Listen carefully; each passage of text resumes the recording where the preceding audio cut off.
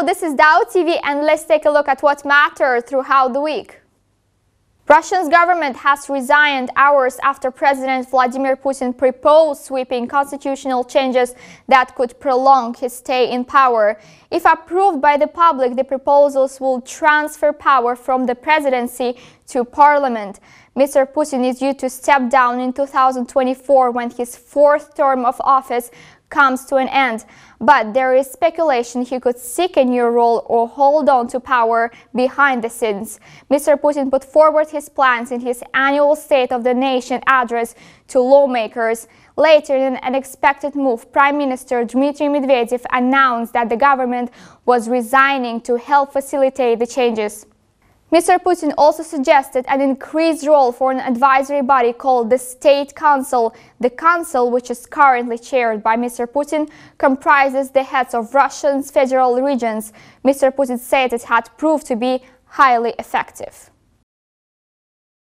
Thousands of Eritreans, including many children, continue to flee Eritrea because of human rights abuses and the nation indefinite national services, a Human Rights Watch report says. Legally, conscription begins at the age of 18, but many children are also caught during roundups, especially in urban areas, and sent directly to military. It cites the UN High Commissioner for Refugees as saying that 507,300 Eritreans had fled the country between 1993 and 2019, about 10% of the population. Eritrea is considered one of the most repressive states in Africa. The country continues to deny access to the UN Special Rapporteur for Eritrea as well as human rights monitors. There have been no elections in the country since independence in 1993, and President Isaias Afwerki has been in power for almost 27 years. Despite the peace agreement with Ethiopia in July 2018, the government still has not implemented the constitution approved in 1997 by Transitional National Assembly. At least 18 civilians are reported to have died in airstrikes that hit a market and industrial zone in Syrian rebel-held city of Idlib.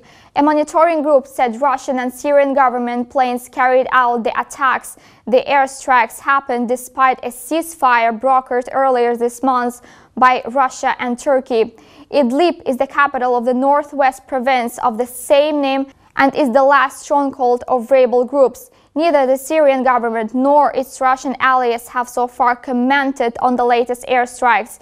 The UK-based Syrian Observatory for Human Rights said bombardments had hit the busy Al-Hal market and the industrial zone in Idlib city on Wednesday. Children rescue workers were among the casualties. Syria's government has said it is determined to recapture Idlib province, where the strongest armed forces faction is a jihadist group that used to be linked to Al-Qaeda. As far as impressing your potential new boss goes, discovering a planet on day 3 of your internship at NASA is up there. That's what happened to 17-year-old Wolf Tucker while helping out at the space agency in the United States. He was checking images from its upper-strength satellite when he noticed something strange. It turned out to be a new planet 1,300 light-years away from Earth. His findings was enough to get other scientists involved. Any further inspection revealed a planet that is almost 6.9 times as large as Earth. Its name, TOI 1338b. Wolf explains that planet is likely to be extremely hot and probably doesn't have a solid surface. Around 1,500 chiefs in the southern India state of Kerala came together to bake a vanilla cake, and as you can imagine, it was no ordinary confectionery trade. The cake, which was made with 12,000 kilograms of sugar and flour, stretched for more than 6 kilometers and is believed to be the world's longest.